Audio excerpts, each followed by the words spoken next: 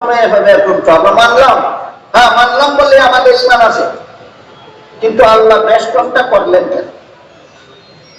তা প্রশ্ন জাগতে হতে পারে, ছেলেকে এক অংশ দিলেন কেন, 2 অংশ দিলেন কেন, মেয়েকে এক অংশ দিলেন কেন? তার কারণ হলো আল্লাহর বিবেক বুদ্ধি কাণ্ড জ্ঞান বিবেক বিবেচনা বলতে কিছু নাই, এই জন্য আল্লাহ এই বিধানটা দিচ্ছে।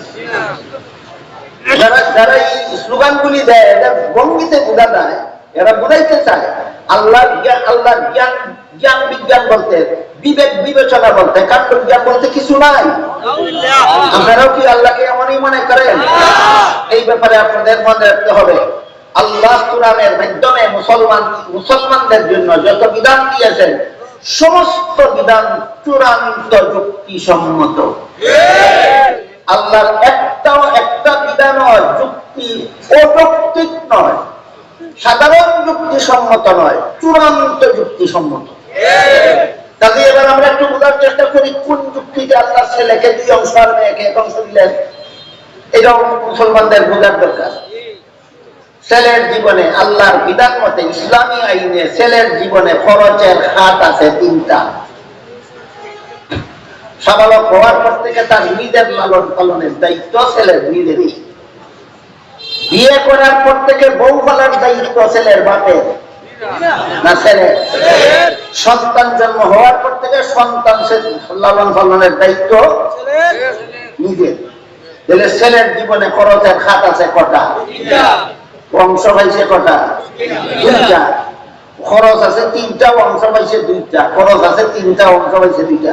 যাত্রা করতে চাবো। এখন আসে মেয়ের জীবনে। মেয়ের জীবনে বিয়ের পূর্ব পর্যন্ত লালন পালনের দায়িত্ব বাবা, বিয়ের পর থেকে মরণ পর্যন্ত লালন পালনের দায়িত্ব স্বামী।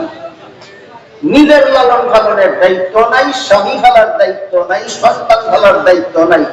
মেয়ের জীবনে খরচ নাই একটাও, অংশ পাইছে একটা।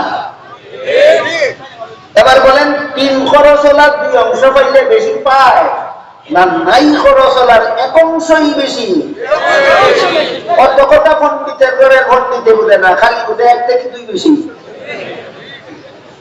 বুঝলেন? এরা কেতটা বড় জঘন্য পণ্ডিত। খুব 3 খরচ হলার 2 অংশ পাইছে এটা বলে না, নাই খরচ হলার 1 অংশই বেশি এটা বলে না, খালি বুঝে 1 থেকে 2 বেশি। একটা গল্প বলি শুনেন। একটা গন্ড মূর্খ লোক ছিল, লেখাপড়া মুখেও জানে না। এই লোকে তার ছেলেকে স্কুলে লেখাপড়া করতে দিয়েছিল। ছেলেটা অত্যন্ত মেধাবী ছিল। 10 বছর লেখাপড়া করে এসএসসি পরীক্ষা দিয়া ফার্স্ট ডিভিশন ফার্স্ট বয় হইয়া পাস করলো। বুঝে থাকলে বলো তো তার রোল নম্বর কত হবে?